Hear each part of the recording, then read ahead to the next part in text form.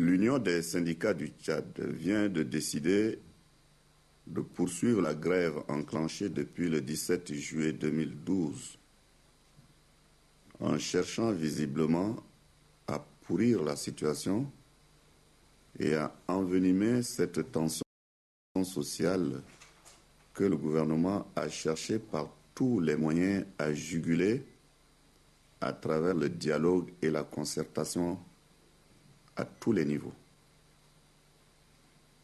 Il convient de rappeler, tout d'abord, que pour répondre aux précédentes revendications des syndicats et faire arrêter le mot d'ordre de grève que les centrales avaient lancé suite à la flambée des prix, et pour solliciter la revalorisation des salaires en conséquence, une commission paritaire a été créée par arrêté ministériel pour la révision du barème des grilles de salaire des agents de l'État en mars 2011. Des propositions ont été faites par cette commission. Mais la mise en œuvre de ces recommandations est tributaire de la conjoncture économique et de l'état des finances publiques. C'est donc face aux difficultés rencontrées que le gouvernement et les syndicats ont décidé de négocier et de conclure un protocole d'accord signé le 11 novembre 2011 entre le gouvernement et les deux centrales que sont l'Union des syndicats du Tchad et la Confédération libre des travailleurs du Tchad. Cet accord vise essentiellement 4 points, à savoir l'approbation par décret de la grille salariale du secteur public, la non-rétroactivité de l'effet financier du décret 1249 portant approbation de la grille pour 2011, l'échelonnement sur 3 ans de l'application de cette nouvelle grille évaluée à 12,5 milliards de francs CFA, à raison de 20% en 2012, soit 2,5 milliards de francs CFA, 40% en 2013, soit 5 milliards de francs CFA, et 40% en 2014, soit également 5 milliards de francs CFA. Le 4e point de cet accord concerne la mise en place d'une commission paritaire de suivi chargée en cas de difficulté d'application des différents taux arrêtés et de les réviser. L'accord conclu et signé le 11 novembre 2011 ne concerne donc formellement et strictement que ces éléments, mais aucunement la valeur du point d'indice.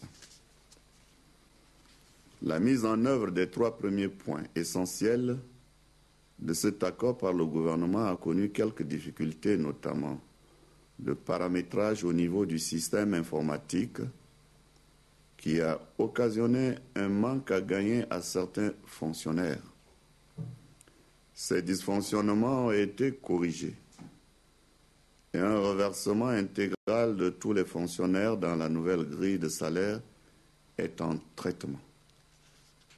Ainsi, au terme de l'application de cet accord et de l'échelonnement des effets financiers de la nouvelle grille, c'est-à-dire en 2014, le salaire de base minimum du fonctionnaire tchadien, prenant en compte les diverses augmentations hormis les diverses indemnités, sera de 120 750 francs CFA dans le système éducatif, de 117 300 francs CFA dans le secteur de santé et de 93 150 francs dans les autres secteurs, largement au-dessus du SMIC actuel qui est de 60 000 francs CFA. Sur les autres points du protocole d'accord, des assurances fermes ont été faites à la délégation de l'UST quant aux dispositions prises au niveau du ministère de la fonction publique et celui des finances pour le reversement intégral dans la nouvelle grille de salaire et la révision des conventions collectives régissant les contractuels et les décisionnaires de l'État.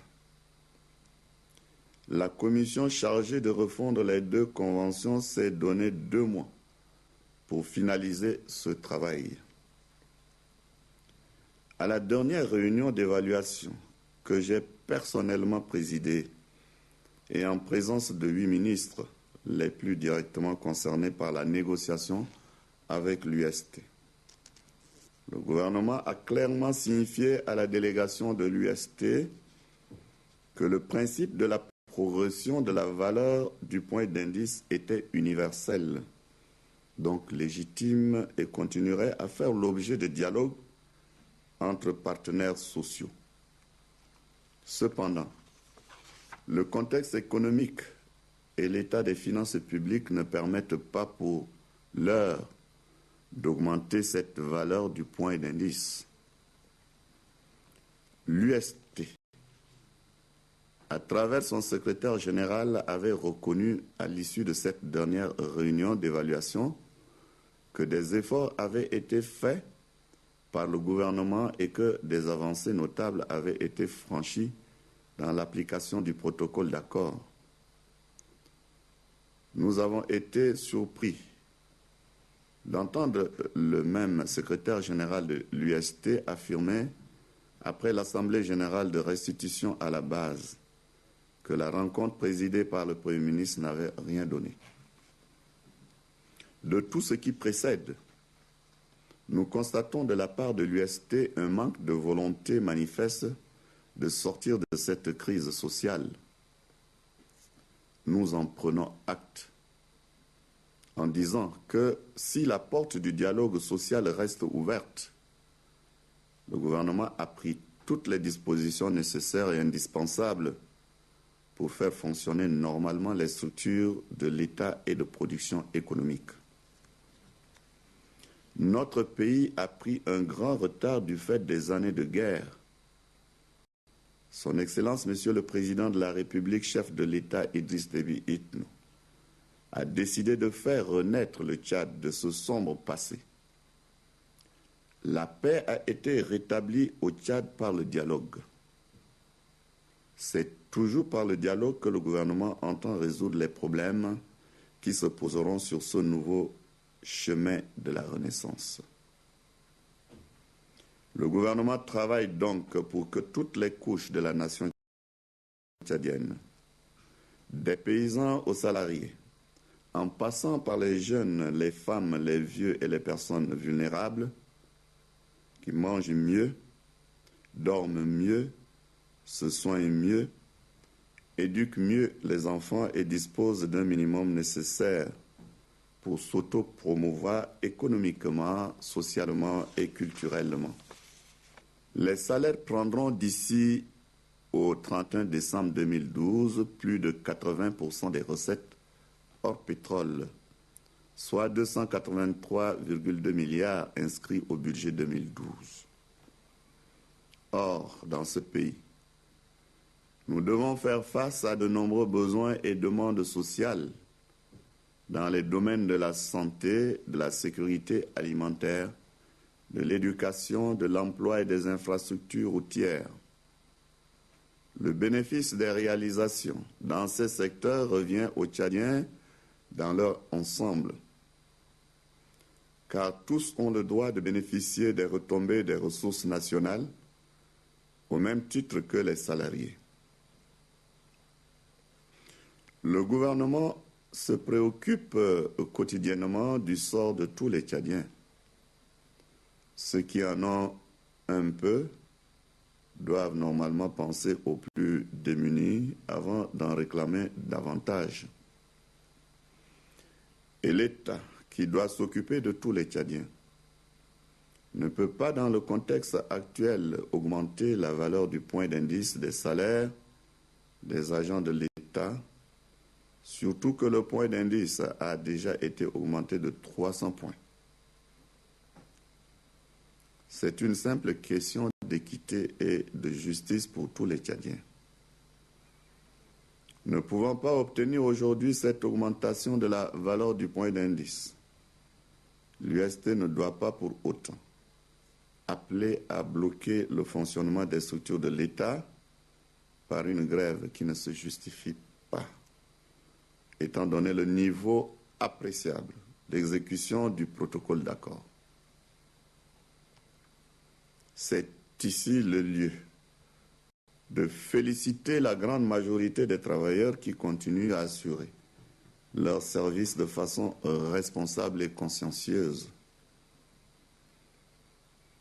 Nous appelons les travailleurs tchadiens dans leur ensemble à écouter leur propre conscience et à offrir en contrepartie de ce qu'ils perçoivent le travail qu'ils doivent assumer pour le développement du Tchad et la création de richesses susceptibles de rendre chaque Tchadien plus heureux. Ceux qui croient tirer profit de cette crise sociale se trompent. Comme ils se sont trompés hier en croyant tirer profit de l'action déstabilisatrice des rebelles et autres mercenaires. J'en appelle une fois de plus à la vigilance et à la responsabilité de tous les travailleurs qui ne doivent pas subir les contre-coups des mesures qui sont prises pour le bon fonctionnement des structures de l'État. Je demande à tous les agents de l'État de reprendre le travail dès lundi. L'UST porte seule la responsabilité du blocage des discussions engagées et de leur suspension aujourd'hui. Elle doit en assumer toutes les conséquences. Personne n'a le droit de prendre en otage les agents de l'État et tous les travailleurs en général pour compromettre le sort de notre pays. Notre pays ne peut pas et ne doit pas s'installer dans le désordre et l'agitation sociale stérile. Cela ne servira pas les intérêts des travailleurs et des travailleuses dont le mieux-être demeure et demeurera une préoccupation permanente du gouvernement. Vive le Tchad!